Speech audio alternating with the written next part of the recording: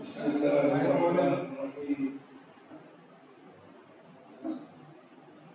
يا أيها الذين آمنوا إنما الخمر والميسر والأنصاب والأزلام رجس من عمل الشيطان فاجتنبوه لعلكم تفلحون. صدق الله العظيم. സഹാബ സംഘം എന്ന മഹാന്മാരായ മഹനീയങ്ങളായ സഹാബികളുമായി ബന്ധപ്പെട്ട് ഈ സ്ഥാപനത്തിൽ ലഹരി വിരുദ്ധമായ ഈ പ്രസ്ഥാനം ആരംഭിച്ചതിലൂടെ സന്തോഷം. ലഹരി എന്നാൽ എന്താണ്, അത് എങ്ങനെ മാറ്റാൻ കഴിയും, എങ്ങനെ മാറും എന്നതിൻ്റെ വ്യക്തമായ ഉദാഹരണമാണ് മഹാന്മാരായ സഹാബ. അവരുടെ ചിന്തനകൾ ലഹരിമദ്യപാനം, ചൂതാട്ടം, അതുമായി ബന്ധപ്പെട്ട വഴക്കുകൾ, വയ്യാവേലികൾ, നാശങ്ങൾ, ഇത് മാത്രമായി മുഹമ്മദ് റസൂലുള്ളാഹി സ്വല്ലല്ലാഹു അലൈഹി വസല്ലം അവരെ നേരെ എതിർ ദിശയിലേക്ക് കൊണ്ടുവന്നു. അതെങ്ങനെയാണ് കൊണ്ടുവന്നത്?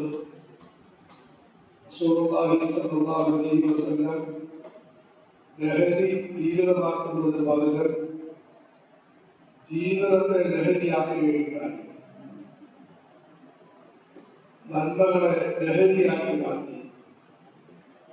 പ്രധാനമായും സഹാബികളുടെ മനസ്സിൽ രണ്ട് നന്മകൾ സന്നിവേശിപ്പിച്ചു. ഒന്ന്, പടച്ചവനോടുള്ള വല്ലാത്ത സ്നേഹം. രണ്ട്, പടപ്പുകളോടുള്ള വലിയ പ്രേമം. ഈ രണ്ട് കാര്യങ്ങൾ വന്നപ്പോൾ അവരുടെ ജീവിതത്തിലെ നന്മകൾ അത് ലഹരിയായിട്ട് മാറി. നമസ്കാരം അവർക്ക് ആനന്ദം, ഖുർആൻ ആനന്ദം, ഭാര്യ മക്കളുമായി ബന്ധപ്പെടുന്നത് ആനന്ദം, മുസ്ലിമീങ്ങളും അമുസ്ലിമീങ്ങളുമായി അടുത്തിടപെടുന്നത് അവർക്ക് ആനന്ദം.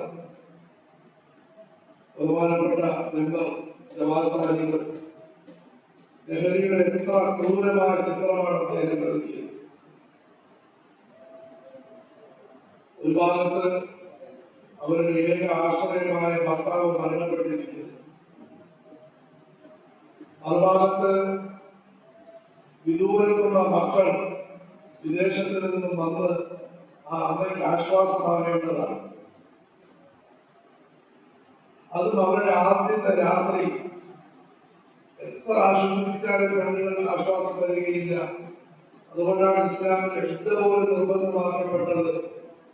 ആ രാത്രി അവരെ ആ വീട്ടിൽ നിന്നും അവർക്ക് പുറത്തേക്ക് പോകേണ്ടി വന്നു. ഞാനിനി ആ വീട്ടിലേക്ക് വരുന്നില്ല. ഇത് ലഹരിയുടെ ഒരു ശരാശരി ചിത്രമാണ്. അതുകൊണ്ട് ഈ രണ്ട് കാര്യങ്ങൾ ജനങ്ങളുടെ ഇടയിൽ ഉണ്ടാക്കാൻ പരിശ്രമിക്കണം. ഒന്ന്, പടച്ചവനോടുള്ള സ്നേഹം, ആരാധനാകാര്യങ്ങളിൽ താല്പര്യം, നന്മകളിൽ താല്പര്യം. വേറെ ഒരു വഴിയില്ല. നന്മകളിലേക്കുള്ള താല്പര്യം. രണ്ട്, സൃഷ്ടികളോടുള്ള സ്നേഹം ഉണ്ടാക്കിയെടുക്കണം. ഇവിടെയാണ് ബഹുമാനപ്പെട്ട നമ്മുടെ ജമാഅത്ത് സജീവമാകേണ്ട ആവശ്യകത വരുന്നത്. ഇന്ന് ഇസ്ലാമിലെ മുസ്ലിങ്ങളെ കുറിച്ചുള്ള വലിയ തെറ്റിദ്ധാരണ നിലനിർത്തിയാണ്. പടച്ചവൻ ഒരു സുവർണാവസരം നൽകിയിരിക്കുന്നു. എന്റെ അഭിപ്രായത്തിൽ പരിപാടി നിർബന്ധമായിട്ടും ആ പഴയ സ്വാമിയെ ആലോചിക്കൽ അബ്ദുസ്സലാമിനെ ഒപ്പിവെച്ച് കൊണ്ടുവരുന്നതായിരുന്നു. നമ്മുടെ പള്ളികളിൽ പരിപാടികൾ സംഘടിപ്പിച്ച് ക്ഷേത്രത്തിലുള്ള പൂജാരി, അതുപോലെ പള്ളിയിലെ അച്ഛൻ, ആൾക്കാർ, ആണുങ്ങളെ പെണ്ണുങ്ങളെയും വരുത്തി അവർക്ക് ആരാധനാ കാര്യങ്ങൾ പറയുന്ന സൃഷ്ടികളോടുള്ള സ്നേഹത്തെ പറ്റി പറഞ്ഞു. അച്ഛന്റെ മഹത്വം, അമ്മയുടെ മഹത്വം, ഭാര്യയുടെ ഗുണം, ഭർത്താവിന്റെ ഗുണം, മക്കളാകുന്ന വസന്തം, അയൽവാസിയാകുന്ന അനുഗ്രഹം, ഇത് പറഞ്ഞു കൊടുക്കും. ഇസ്ലാമിന്റെ ശരിയായ ചിത്രം ജനങ്ങൾക്ക് ലഭിക്കുന്നതാണ്. ഒരു അവസരം ലഭിച്ചിരിക്കുകയാണ്. അതുകൊണ്ട് നമ്മൾ ഈ വിഷയത്തിന് മുമ്പോട്ടേക്ക് വരണം. നമ്മളെല്ലാവരും താല്പര്യം കാണിക്കണം. ആദരവായ റസൂലുള്ളാഹി സ്വല്ലല്ലാഹു അലൈഹി വസല്ലം സഹാബത്തിന് ഈ രണ്ട് ഗുണങ്ങൾ ഉണ്ടാക്കി കൊടുത്തപ്പോൾ അടുത്തവരോടുള്ള സ്നേഹം, അടുത്തവരോടുള്ള സ്നേഹം, ഖുർആൻ പറയുന്നത് എത്ര പരിവർത്തനം എന്നാൽ അവർ മദ്യത്തെയും ചൂതാട്ടത്തെയും ഉപേക്ഷിച്ചു എന്ന് മാത്രമല്ല, കഴിഞ്ഞ കാര്യങ്ങൾ ഓർത്തവർ നിരന്തരം സങ്കടപ്പെടുമായിരുന്നു. അടുത്തവരെ എന്റെ ജീവിതം നശിച്ചു പോയിരുന്നു, എന്റെ സമയം പാഴായി പോയിരുന്നു. ഖുർആനിൽ അല്ലാഹു ആയത്തിറക്കേണ്ടി വന്നു സമാധാനിപ്പിക്കാൻ, കുഴപ്പമില്ല എന്ന് പറയാൻ ആയത്തിറക്കേണ്ടി വന്നു. എന്തായിരിക്കും അവസ്ഥ? ليس على الذين آمنوا وعملوا الصالحات جناح فيما طعموا إذا ما اتقوا وآمنوا. നിങ്ങളുടെ ജീവിതം ഇനി മുതൽ സൂക്ഷ്മതയുള്ളതാണെങ്കിൽ, സത്യവിശ്വാസത്തിന്റെ സൽക്കർമ്മങ്ങളുടെയാണെങ്കിൽ, നിങ്ങൾ മുമ്പ് കഴിച്ചുപോയ മദ്യത്തിൽ കുഴപ്പമൊന്നും ഇല്ലെന്ന് എടുത്തു പറയേണ്ടി വന്നു, ആശ്വസിപ്പിക്കേണ്ടി വന്നു. സഹാബാക്കൾക്ക് വിഷമം, ബുദ്ധിമുട്ട്, കുറ്റബോധം. അതുപോലെ ചില സഹാബികൾ അവർ നിലവിളിക്കുന്ന പഠിച്ചവരെ വാപ്പ അദ്ദേഹത്തിന്റെ വയറ്റിൽ മദ്യമുള്ളപ്പോഴാണല്ലോ ഈമാനോടുകൂടി അത് മദ്യം നിഷിദ്ധമല്ലായിരുന്നു, അദ്ദേഹം മരിച്ചുപോയല്ലോ. വളരെ ആയത്തറിയില്ല. പഠിച്ചവരുടെ വിശ്വാസം പാഴാക്കുന്നതല്ല. ഈ ഒരു തലത്തിലേക്ക് സഹാബത്ത് ഉയർത്തുകയുണ്ടായി. അതുകൊണ്ട് ഒരു സുവർണാവസരമാണ് ഇത്. വളരെ വ്യാപകമായ നിലയിൽ സമുദായത്തോട്, പടച്ചവരോടുള്ള സ്നേഹം, പ്രവാചകരോടുള്ള സ്നേഹം, പരലോകത്തോടുള്ള സ്നേഹം, നന്മകളോടുള്ള സ്നേഹത്തെ പറ്റി പറയണം. ആ മുസ്ലിമീങ്ങളെ വിളിച്ചിരുത്തി അച്ഛന്റെ മഹത്വം, അമ്മയുടെ മഹത്വം.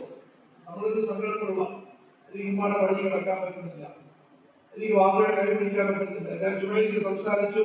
ഈ മനുഷ്യൻ അബ്ദുസ്സലാം മുതൽ 50 വയസ്സ് കഴിഞ്ഞു, പക്ഷേ മരിച്ചുപോയ വാപ്പയെ പറ്റി ഓർത്ത് നിലവിളിയായി. വാപ്പ മരിച്ചുപോയി. ാകട്ടെ. ഇത് ഇസ്ലാമിന്റെ ചിത്രമാണ്. ആ ഉമ്മയെ പറ്റി ഓർക്കുന്നത് കരച്ചിലുണ്ട്, വാപ്പയ്ക്ക് ഓർക്കരുത്. നമുക്ക് ആകെ സങ്കടം എല്ലാം ഉണ്ട്. പക്ഷെ ഉമ്മയുടെ പടിത്തട്ടിൽ കിടക്കാൻ പറ്റുന്നില്ല, വാപ്പയുടെ കയ്യിൽ ഇത് പിടിക്കാൻ പറ്റുന്നില്ല, എന്റെ സഹോദരിയുടെ നെറ്റിയിൽ ചുംബിക്കാൻ പറ്റുന്നില്ല, എന്റെ അയൽവാസിയുടെ കയ്യിൽ സ്നേഹത്തിൽ പിടിക്കാൻ പറ്റുന്നില്ല. എനിക്ക് ഒന്ന് ശരിയൊരു ചിന്താഗതി ജനങ്ങളിൽ ഉണ്ടാക്കാനുള്ള വലിയ പരിശ്രമം നമ്മളെല്ലാവരും നടത്തണം. റഹ്മാനായ റബ്ബാനെ കബൂലാക്കുമാറാകട്ടെ. നമ്മുടെ ഈ മക്കളെ ചടങ്ങിന്റെ പേരൊന്നുമില്ല, നിങ്ങൾ നല്ല ചിന്തയുണ്ടാക്കിയെടുത്ത് ഈ ലഹരിയെ പറ്റി, ഞാൻ പറഞ്ഞ അള്ളാഹുവിനെ പറ്റി, ലളിതങ്ങളെ പറ്റി, മനുഷ്യ സ്നേഹത്തെ പറ്റിയുള്ള കവിതകൾ നിങ്ങൾ ഉണ്ടാക്കി, മലയാളത്തിലെ കവിതകൾ ഉണ്ടാക്കി, അത് നിങ്ങൾ പാടി. സ്ത്രീകളും വളരെ ആവശ്യമാണ് ഈ വിഷയത്തിൽ വരെ. ഞാൻ നേരിൽ യാത്ര ചെയ്യുന്ന സമയത്ത് ഇതുപോലെ ഒരു വ്യക്തി മദ്യപാനവുമായി ബന്ധപ്പെട്ട് പ്രശ്നം നടക്കുകയാണ്. ഞാൻ ആയത്തിൽ ഹദീസ് പോലെ സംസാരിച്ചു. ഒരു വൃദ്ധ വന്നിരുന്ന്, ഹിന്ദു വൃദ്ധ വന്നിരുന്ന് ഞാൻ പറഞ്ഞ കാര്യത്തെ ബലപ്പെടുത്തി സംസാരിച്ചു. ആ വാക്കിന് വലിയ ശക്തിയുണ്ടായി. അതുകൊണ്ട് വിഷയത്തിൽ സ്ത്രീകൾ വേണം. വിശാല പ്രസിഡന്റ് വിശാല മുൻകൈ എടുത്ത് നമ്മൾ മഹലിന്റെ അടിസ്ഥാനത്തിൽ അവിടെ അള്ളാഹുവിനെ വിളിക്കുകയാണ്. മുസ്ലിമീങ്ങളെ വിളിക്കണം, അച്ഛന്മാരെ വിളിക്കണം, സ്വാമിമാരെ വിളിക്കണം. ഇത് നിങ്ങളുടെ സ്വത്താണ്, അവരോട് പറയണം. അപ്പൊ അവരെ നടത്തുന്നു.